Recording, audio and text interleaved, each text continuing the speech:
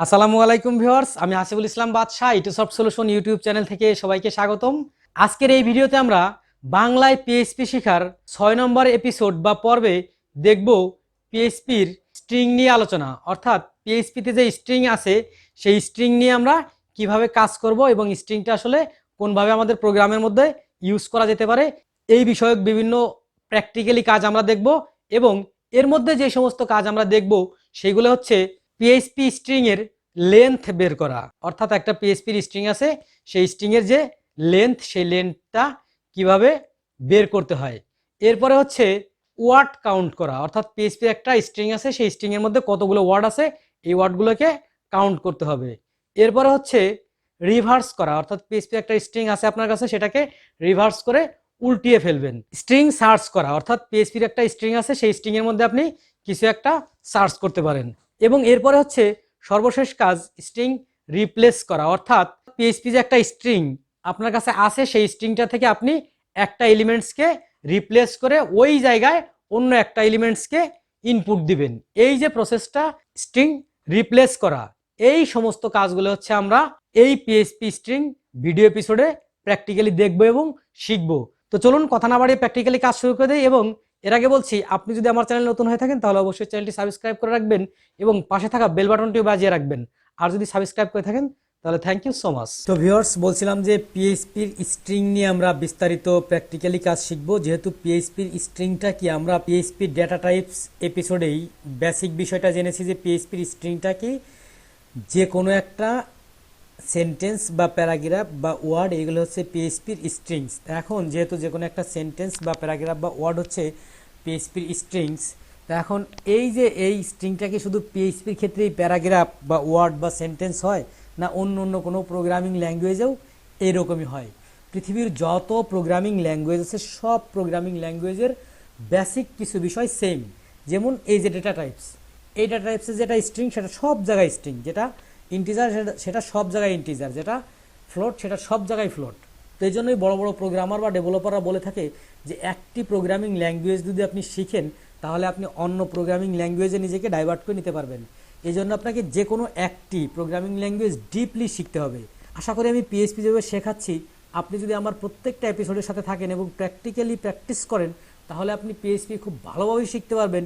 এই প্রত্যাশায় আবারও সবাইকে আমন্ত্রণ জানিয়ে পিএইচপি স্ট্রিং এপিসোড শুরু করতেছি। তো এখন এই যে পিএইচপি স্ট্রিং যেটা বলছিলাম যে একটা সেন্টেন্স হতে পারে, একটা প্যারাগ্রাফ হতে পারে, তাহলে আমরা একটু চিন্তা করি যে এই সেন্টেন্স বা প্যারাগ্রাফ নিয়ে আসলে কি কি কাজ করা যেতে পারে।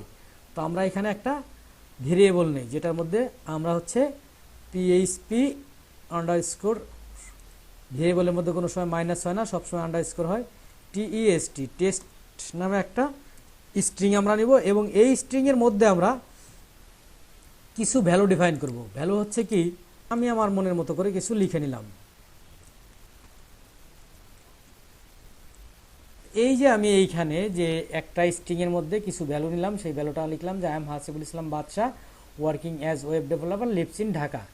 এই যে কিছু কথা আমি লিখলাম, এই কিছু কথা দিয়ে আমরা কি কি কাজ করতে পারি। তো যে কোনো প্রয়োজনে আমার এখন বের করতে হবে যে এই যে এইখানে একটা স্ট্রিং আছে বা একটা সেন্টেন্স আছে বা একটা প্যারাগ্রাফ আছে, এর মধ্যে কতগুলো ক্যারেক্টার আছে, অর্থাৎ আমি যেটুকু সিলেক্ট করেছি এর মধ্যে কতগুলো ক্যারেক্টার আছে, এই ক্যারেক্টারগুলো বের করতে হবে। এখন ঝামেলা হয়ে গেল যে ক্যারেক্টারগুলো আসলে কিভাবে বের করব।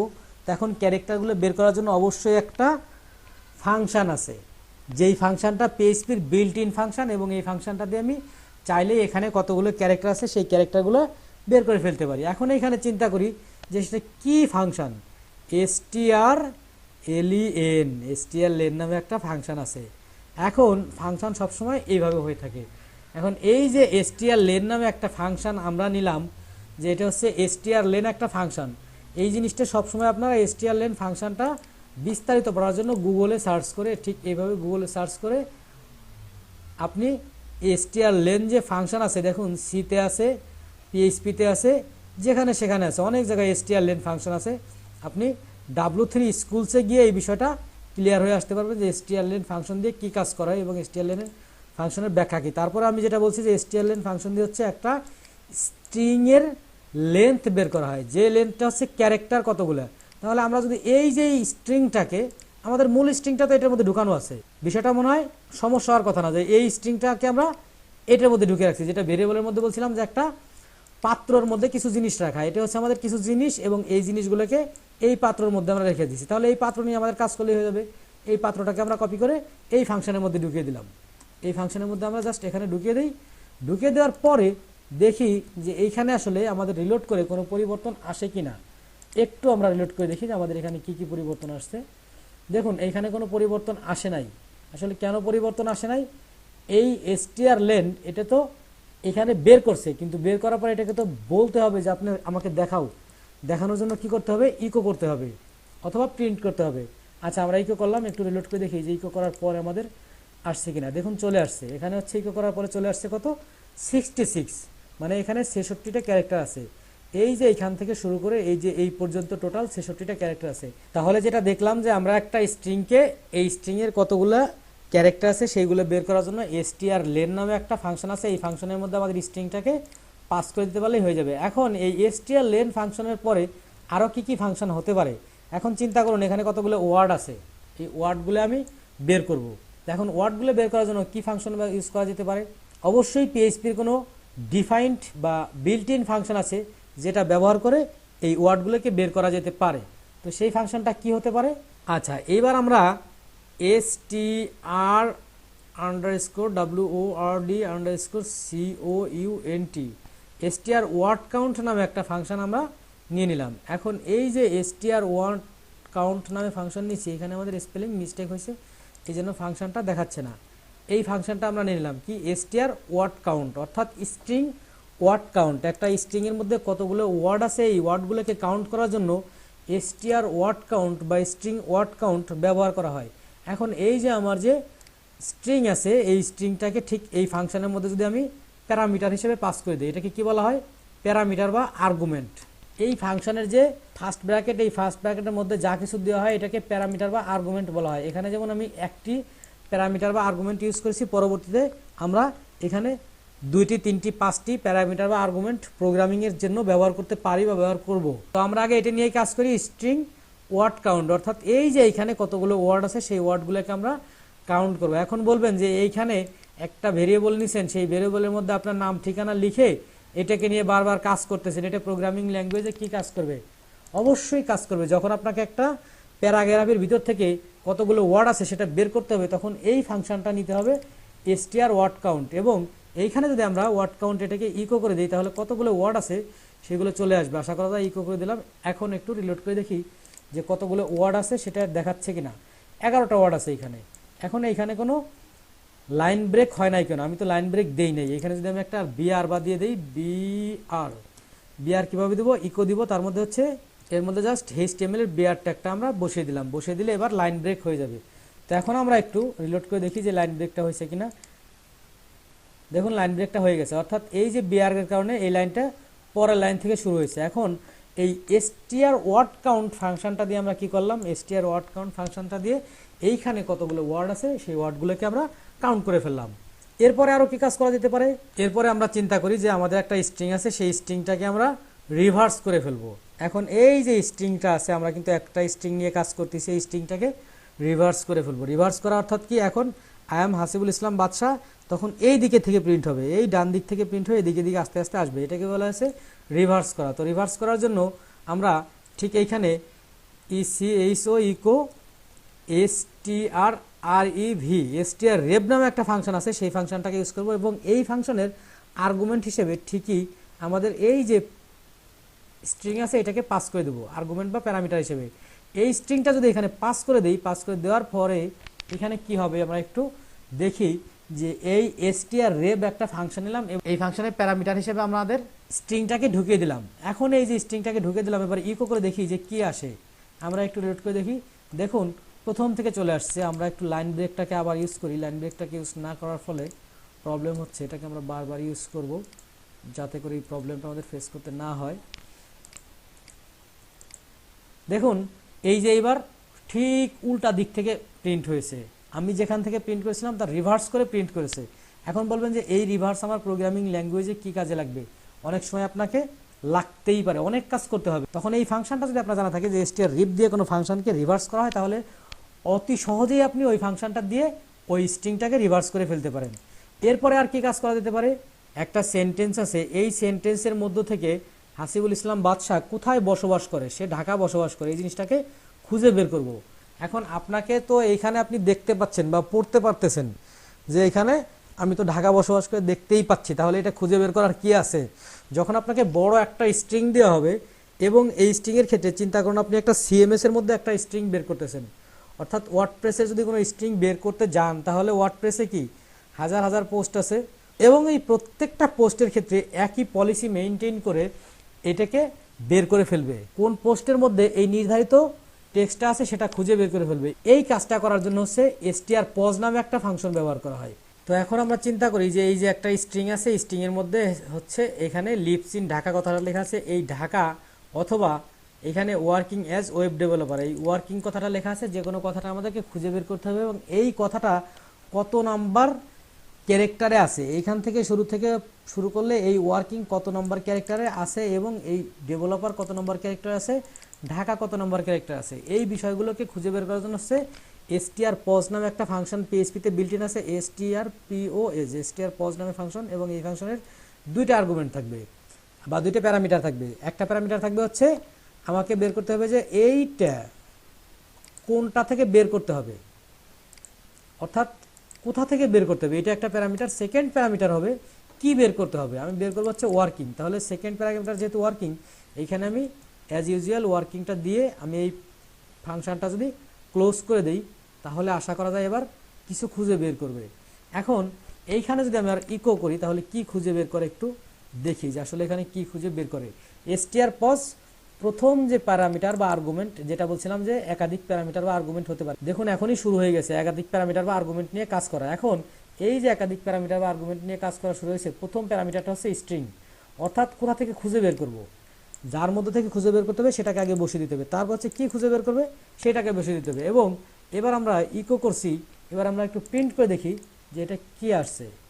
দেখুন 26, কেন 26 আসছে, আমরা কি খুঁজে বের করতে বলছিলাম, আমরা খুঁজে বের করতে বলছিলাম ওয়ার্কিং, এই ওয়ার্কিংটা হচ্ছে 26 নাম্বারে আছে, আমরা এদিক থেকে যদি কাউন্ট করি এখানে ঠিক এখানে এসে 26, এই ডাব্লিউটা 26 হবে, 26 থেকে ওয়ার্কিং শুরু হয়েছে। এটা হচ্ছে str_pos এর কাজ, অর্থাৎ আপনার কোনো স্ট্রিংয়ের মধ্যে কোনো ক্যারেক্টার লাগবে এবং সেই ক্যারেক্টারটা কোথা থেকে শুরু হয়েছে এটাকে বের করার জন্য str_pos ফাংশন ব্যবহার করা হয়। এইখানে একটা স্ট্রিং আছে, স্ট্রিংয়ের মধ্যে বলছিলাম যে আমি যদি এই ঢাকার পরিবর্তে অন্য কোনো জায়গায় বসবাস করি, যে আমি এখানে আর ঢাকা নাই, আমি চলে আসছি কোথায়, সে ধরুন আমি ফরিদপুর চলে আসছি, অথবা আমি বাংলাদেশের পার্বত্য জেলা বান্দরবান চলে গেছি। এই যে বাংলাদেশের পার্বত্য জেলা বান্দরবান চলে গেছি, এই বিষয়টাকে আপনাকে প্রোগ্রামিং দিয়ে বের করতে হবে এবং এই ঢাকাকে রিপ্লেস করে সেই ক্ষেত্রে আপনাকে বান্দরবান বা ফরিদপুর ঢুকে দিতে হবে। সেই ক্ষেত্রে আপনাকে কি করতে হবে, এই ক্ষেত্রে আপনাকে str_replace নামে একটা ফাংশন আছে পিএইচপিতে বিল্ট ইন ফাংশন, কি str_replace নামে ফাংশন আছে। দেখুন ফাংশনটা যখন সঠিকভাবে লিখবো তখন আমাকে এরকম কালার চেঞ্জ হয়ে যাবে। এখন এই str_replace-এর তিনটে প্যারামিটার আছে বা আর্গুমেন্ট আছে, আগের ফাংশনে আমরা দুইটা প্যারামিটার বা আর্গুমেন্ট পেয়েছিলাম, এবারকার ফাংশনে আমাদের তিনটে প্যারামিটার। প্রথম প্যারামিটারটা হচ্ছে আপনি এখান থেকে কি বের করে ফেলবেন, কি বের করে ফেলবেন সেটাকে আমরা আগে ঢুকিয়ে দিই, এটাকে আমরা বের করে ফেলবো হচ্ছে ঢাকা, বিষয়টা আমরা আগে ক্লিয়ার করে ফেলি, তিনটা প্যারামিটার আমরা এখানে অ্যাসাইন করে ফেলি, তারপরে এটাকে আমরা ক্লোজ করে দিই।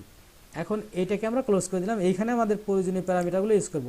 এখন এটা হচ্ছে তিনটে প্যারামিটার, প্রথমটা হচ্ছে কি আমরা ঢাকা বের করব, আচ্ছা এখান থেকে আমরা ঢাকা দিলাম, যেটা আমরা প্রথমেই বের করে ফেলবো সেটাকে এখানে দিয়ে দিলাম, এটাকে আমরা বের করে ফেলবো। এখন ঢুকাবো অর্থাৎ ইনপুট দিব অথবা রিপ্লেস করব, কার সাথে রিপ্লেস করব, BANDARBAN বান্দরবান, এটা আমরা এখানে দিয়ে দিলাম। এবং এইখানে কোথার থেকে আমরা রিপ্লেস করব, রিপ্লেস করব হচ্ছে এই যেই স্ট্রিং থেকে। আমরা জানি ভেরিয়েবলের ক্ষেত্রে ইনভার্টেড কমা না দিলেও চলে, সেই ক্ষেত্রে আমরা এইভাবে দিয়ে দিলাম। এখন এই যে এইখানে দিয়ে দিলাম এবং এইটাকে যদি আমরা কোনো একটা ভেরিয়েবলের মধ্যে রাখি, এইটাকে যদি আমরা একটা ভেরিয়েবলের মধ্যে রাখি, সেই জিনিসটাকে প্রিন্ট করি, তাহলে কি হয়, এটাকে আমরা একটা ভেরিয়েবলের মধ্যে রাখি, একটা ভেরিয়েবল নেই, ভেরিয়েবলের নাম হচ্ছে string_final নাম একটা ভেরিয়েবল নাম, এবং এই ভেরিয়েবলের মধ্যে আমরা এইটাকে রেখে দিলাম, এই ভেরিয়েবলের মধ্যে এই টোটাল জিনিসটাকে রেখে দিলাম। এখন এই ভেরিয়েবলটাকে যদি আমরা ইকো করি তাহলে কি হবে, ECHO এই ভেরিয়েবলটা আমরা দিয়ে দিলাম এবং এই ভেরিয়েবলটা সম্পূর্ণ কপি হয় না, এখান থেকে আবার নিয়ে আসলাম, এটাকে কপি করে দিলাম, প্রিন্ট করে দিলাম। এবার আমরা একটু সেভ এবং রিলোড করে দেখি যে আসলে কি আসছে বা কি আসতে পারে। দেখুন এখানে কিন্তু চলে আসছে অলরেডি ঢাকার পরিবর্তে বান্দরবান। অর্থাৎ এই যে কাজটা আমরা করলাম, যে কোনো স্ট্রিংয়ের মধ্যে একটা ক্যারেক্টার আছে বা একটা ওয়ার্ড আছে বা একটা অংশ আছে, সেই অংশটাকে আমরা খুঁজে বের করব, খুঁজে বের করে ওই অংশটার সাথে অন্য একটা অংশর রিপ্লেস করে দেবো। এই কাজটা করা হয়েছে str রিপ্লেস নামে ফাংশন দিয়ে। কি ফাংশন দিয়ে? str replace. আমরা এখানে ইকো করে দিলেও হতো, এখানেও যদি আমরা ইকো করে দিলাম তাতেও হয়ে যেত, ইকো str রিপ্লেস। এটাকে আমরা আপাতত কেটে দিই, এটা আমাদের দরকার নাই। এইটাকে ইকো করে আমরা সেভ করে দেখি, একই জিনিস আমাদের প্রিন্ট হবে আশা করা যায়। হ্যাঁ, সেম জিনিস প্রিন্ট হয়েছে। এখন দেখুন যে প্রথমে আমরা কি করলাম, যে এখান থেকে ঢাকাকে সরিয়ে ফেললাম। ঢাকাকে সরিয়ে ফেলার জন্য প্রথমেই ঢাকা নিয়ে আসলাম। এখানে তিনটা প্যারামিটার থাকবে। প্রথম প্যারামিটারটা হচ্ছে কাকে আমি বের করে ফেলবো, দ্বিতীয় প্যারামিটার হচ্ছে কাকে আমি ইনপুট দেব, এবং তৃতীয় প্যারামিটার হচ্ছে কোথা থেকে আমি এই টোটাল অপারেশনটা করব। এই কাজটা হচ্ছে str রিপ্লেস ফাংশন দিয়ে করা হয়ে থাকে। তো আমার মনে হয় str রিপ্লেস ফাংশন নিয়ে আর কোনো প্রশ্ন থাকার কথা না। তো আমরা স্ট্রিংয়ের কাজ করার জন্য কতগুলো ফাংশন নিয়ে কাজ করলাম। একটা হচ্ছে str লেন দিয়ে কি স্ট্রিংয়ের যে লেন্থ আছে সেই লেন্থটাকে আমরা বের করে ফেললাম, এবং সেটা হচ্ছে কি স্ট্রিংয়ের কিসের লেন্থ, স্ট্রিং হচ্ছে কত ক্যারেক্টার আছে সেটা বের করলাম। এরপর হচ্ছে str ওয়ার্ড কাউন্ট, এই স্ট্রিংয়ের মধ্যে কতগুলো ওয়ার্ড আছে সেই ওয়ার্ডগুলো প্রিন্ট করার জন্য str ওয়ার্ড কাউন্ট নামে যে ফাংশন আছে এই ফাংশনটার কাজ আমরা শিখে ফেললাম। এরপর হচ্ছে str রেপ দিয়ে হচ্ছে কোনো স্ট্রিংকে রিভার্স করে উল্টো দিকে বসানোর জন্য বা প্রিন্ট করার জন্য বা দেখানোর জন্য str রেপ ফাংশন ব্যবহার করা হয়। এরপর হচ্ছে str পজ ফাংশন হচ্ছে মূলত একটা স্ট্রিংয়ের মধ্যে একটা ওয়ার্ড কোন পজিশনে আছে সেই পজিশন বের করার জন্য আমি মূলত এই ওয়ার্কিংয়ের এই ডাব্লিউ কোন পজিশনে আছে, এটা 26 নম্বর পজিশনে আছে সম্ভবত, হ্যাঁ 26 নম্বর পজিশনে আছে। যেহেতু এটা 26 নম্বর পজিশন আছে, এই জিনিসটা বের করার জন্য str পজ ফাংশনটা ইউজ করা হয়। এরপর আছে str রিপ্লেস ফাংশনটা খুবই গুরুত্বপূর্ণ একটা ফাংশন। স্ট্রিংয়ের মধ্যে থেকে কোনো জিনিসকে বের করে অন্য জিনিস ঢুকানো, যেটাকে বের করব সেটাকে সবার আগে দিয়ে দেবো, যেটাকে ঢুকাবো সেটা তারপরে দেবো, এবং কোথা থেকে বের করব সেই জিনিসটা এন্ড অফ দ্য প্যারামিটার, অর্থাৎ ফাংশনের শেষ প্যারামিটার হিসেবে এটাকে আমরা ইউজ করব। তাহলে আমরা মোটামুটি এখন এই যে এই কাজগুলো করে ফেলতে পারবো। এখন এইখানে এই স্ট্রিং নিয়ে আরও অনেক ফাংশন আছে।